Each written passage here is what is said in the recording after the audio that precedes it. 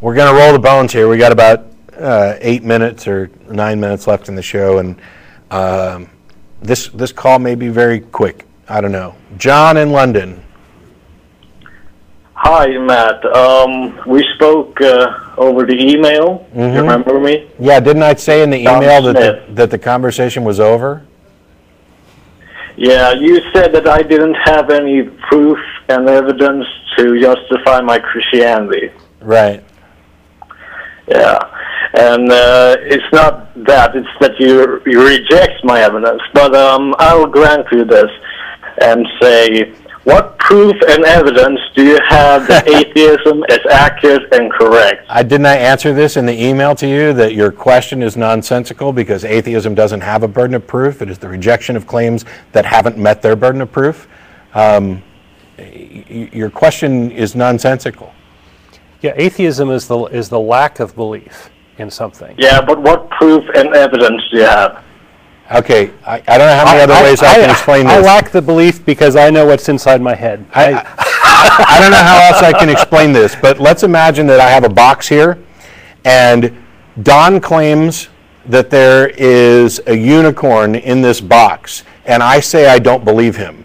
I don't need any proof or evidence that my position is true. My position is validated by the fact that he hasn't presented any evidence for his claim. And when I open the box and look inside, I don't see this. And so then he tells me that it's an invisible unicorn. And I mentioned it wouldn't fit in this box. And he says, no, it's an invisible miniature unicorn. Well, I don't feel it. Well, it's also intangible. Oh, well, how do you know it's there? Well, because it speaks to me. Okay, that's all nonsense. He's made a claim, and he's failed to provide rational evidence for it. My disbelief is justified by that. Okay, Matt. I'll grant you that. But the invisible unicorn in your imaginary box is not an ideology like atheism is. So what proof and evidence do you have that atheism is accurate? You're done. You're done, John. You're done. I can't explain it. I explained it in email. I explained it here. We are on a shortened scope. There's no way I'm going to waste time explaining things like that. It's not an ideology. Atheism isn't a dogma. It's not an ideology. It's not a worldview. It is nothing more than a single position on a single issue. If you believe that gods exist, you are a theist. If you do not believe, you are an atheist.